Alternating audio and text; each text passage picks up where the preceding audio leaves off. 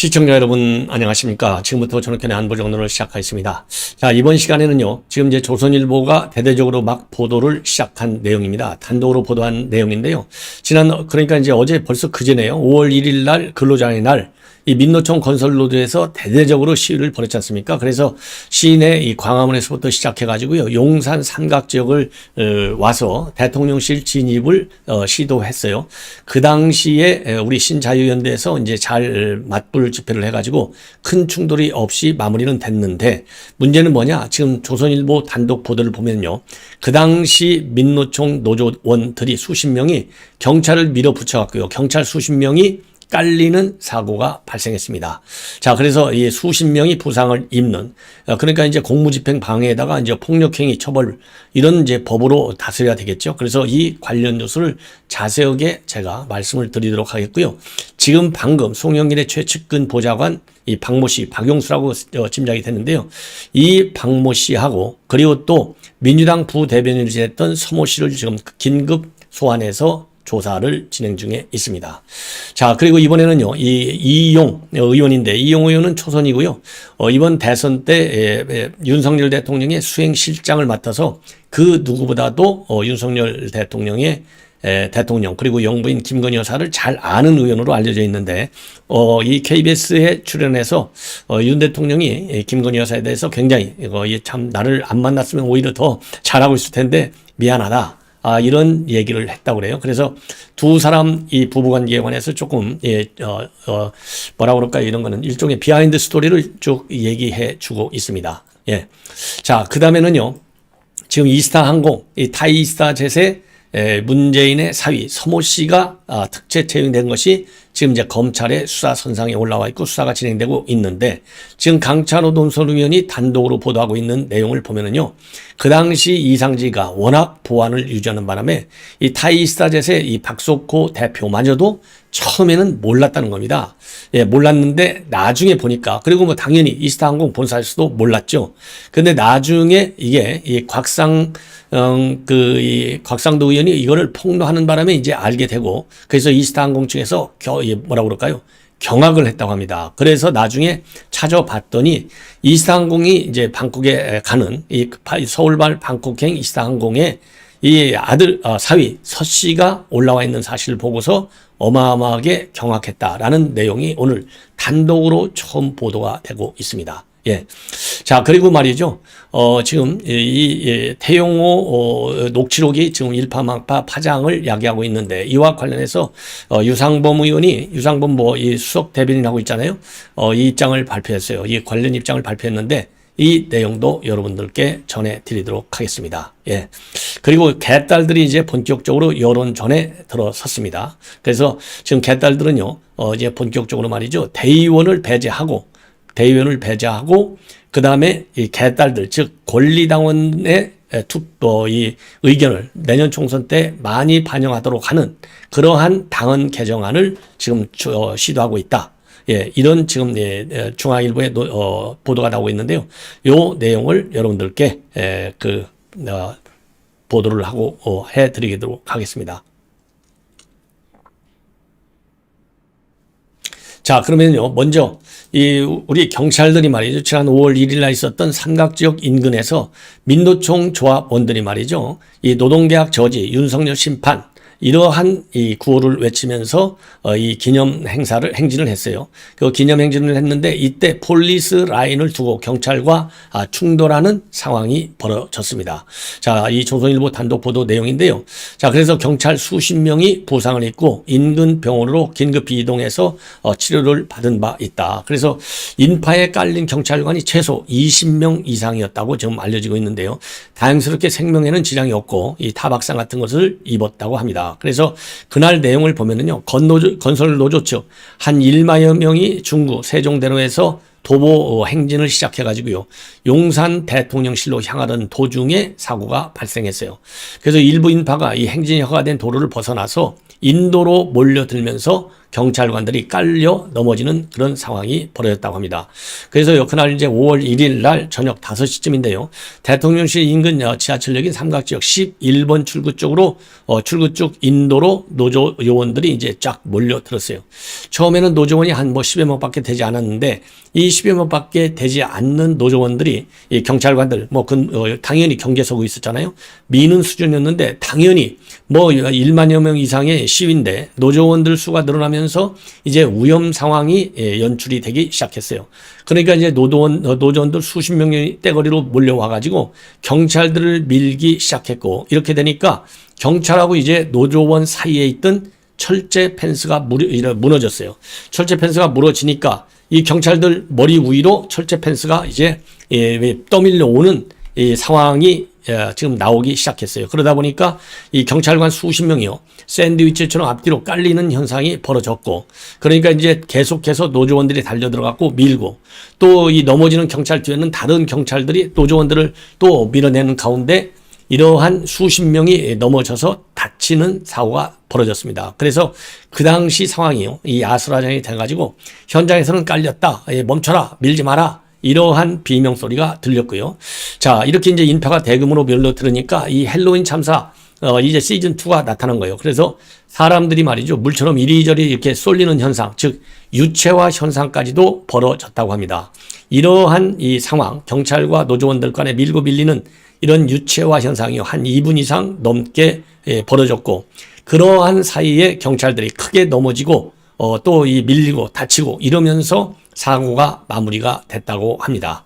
자, 그래서 이번 일로 이 조선일보의 단독 보도 내용을 보면은 최소한도 20명 이상의 경찰관들이 어깨, 허리, 팔 타박상과 찰과상을 입어서 인근 병원에서 치료를 받았다고 합니다.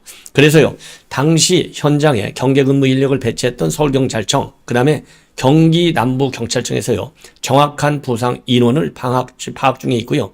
그리고 집회 현장 관할구역이 용산경찰서이기 때문에 이 관련 이 노조원들에 대해서는 집시법 위반 혐의로 수사에 나선 것으로 알려지고 있습니다.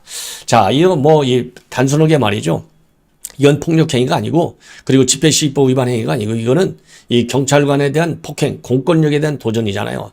이거는 절대로 있어서는 안 된다. 그래서 의법 처리를 엄중하게 해야 될 것이 아니냐. 그리고 이거는 또 공무집행 방해죄도 하는 거죠. 그래서 폭력행위, 공무집행 방해 등등 집시법 위반, 법이 허용하는 범위 안에서 철저한 조사가 필요한 상황이다, 이렇게 판단이 됩니다. 자, 이번에는요, 이 송영길 관련해서 지금 검찰에서는요, 이 박용수 보좌관을 그리고 또 민주당 부대변이었던 서모 씨를 긴급히 소환해서 조사 중에 있다고 합니다. 자, 그래서요, 이 박용수는 이 검찰에 출두하면서 언론에 몇 마디를 지금 했어요.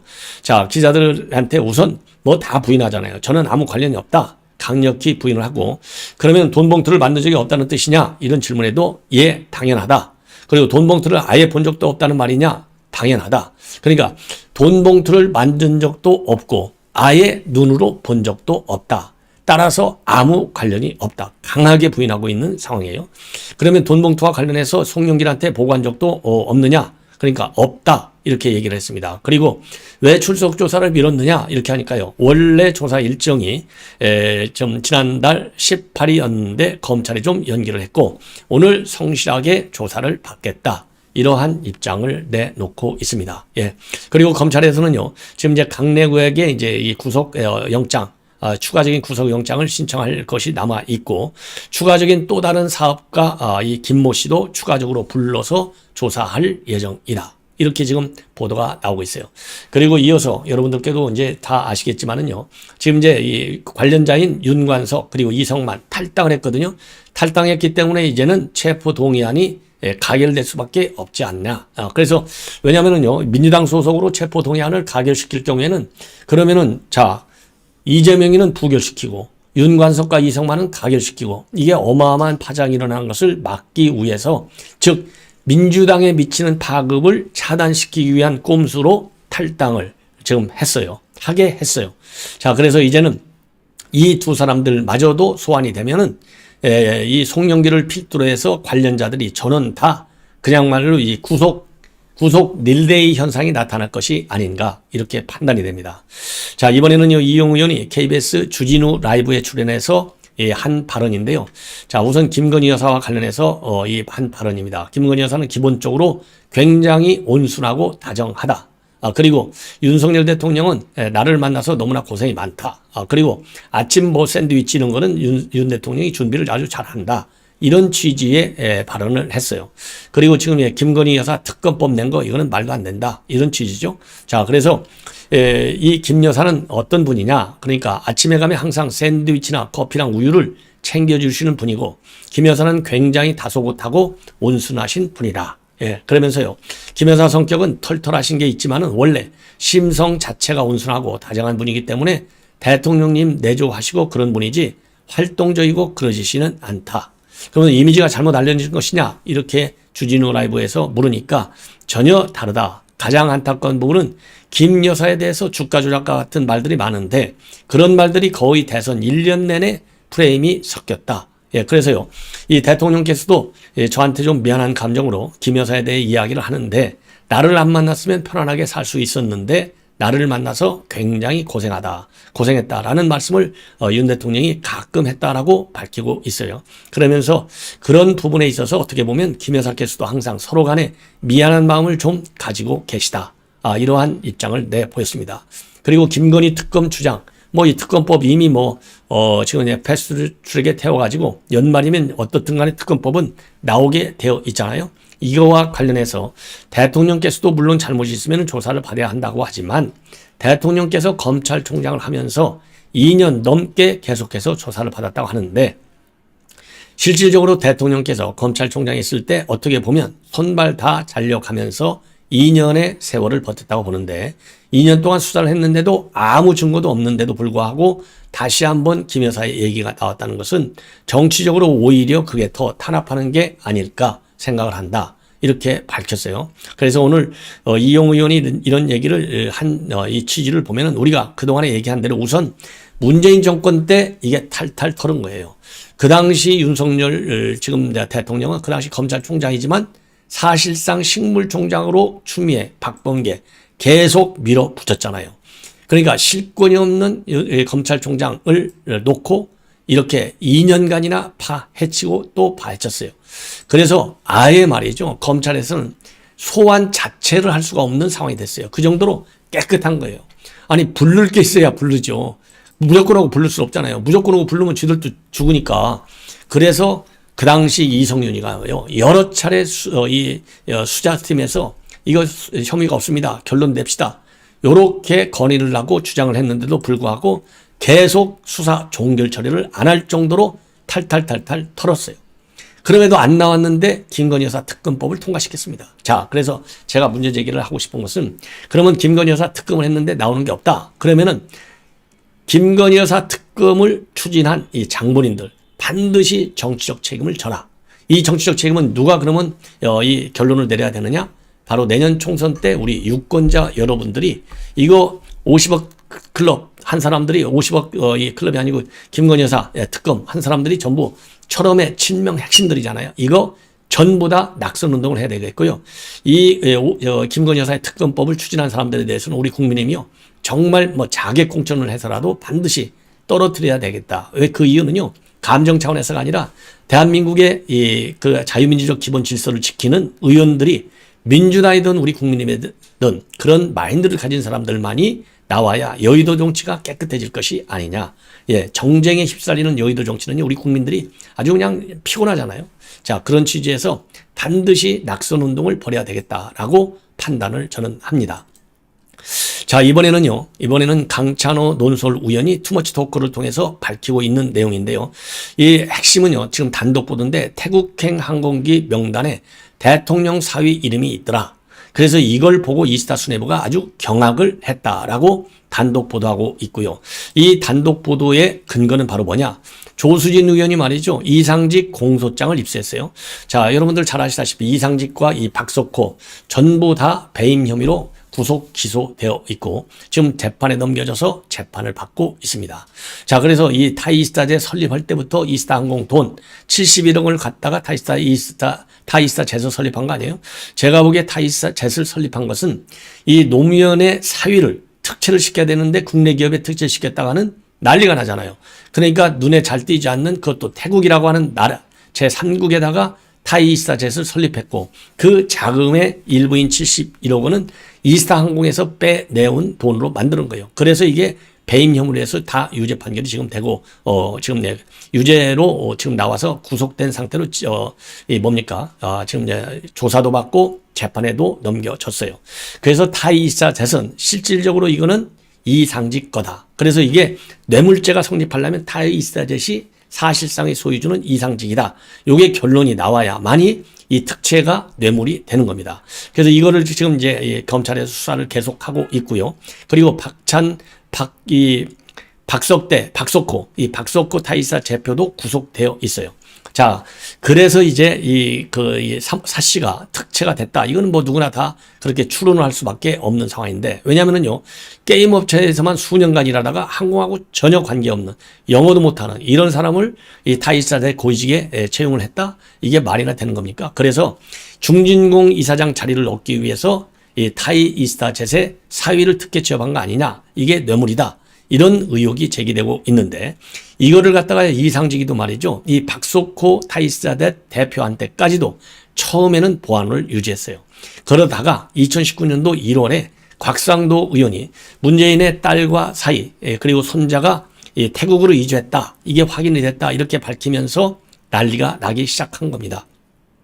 자, 그래서 이제 수사도 급물살을 타고 있는 지금 상황인데요. 그 당시에 곽 의원이 폭로했을 때는요, 이미 이 사위가 말이죠, 타이이스타젯에 반년 가까이 근무를 한 상황이었어요. 그런데 이거를 갖다가 이스타항공 수뇌부는 물론이고 박석호 타이이스타젯 대표한테까지도 알리지 않았어요. 그래서 처음에는요, 박석호 대표도 2018년도 7월 달에 채용하면서도 잘 몰라가지고 이 정체를 몰라가지고 대통령 사위인지를 몰라가서 방콕 공항에서 본인의 주요 고객들을 돌보는 역할을 맡겼을 정도입니다. 그런데 뒤늦게 대통령 사는 말을 듣고서 깜짝 놀라가지고 타이이스타젯 본사로 이동시켜서 고위직 전무로 앉혔다는 거예요. 예, 그리고 또 이상직이는요, 이 딸 부부가 방콕으로 가기 전에 그 사람들이 살 수 있는 집을 알아보라고 박석호 대표한테 지시를 하면서도 중요한 사람이 살 집이니 잘 알아봐라 라고만 하고 보안에 철저히 했다고 합니다. 예.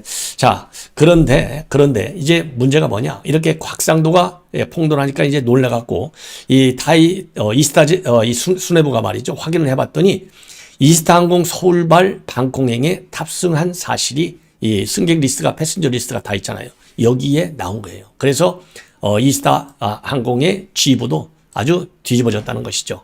자, 이런 지금 이 비하인드 스토리들이 지금 나오고 있습니다. 예. 그 다음에는 이제 유상범 의원이 오늘 KBS 최경영의 최강시사에서 나와서 한 얘기입니다.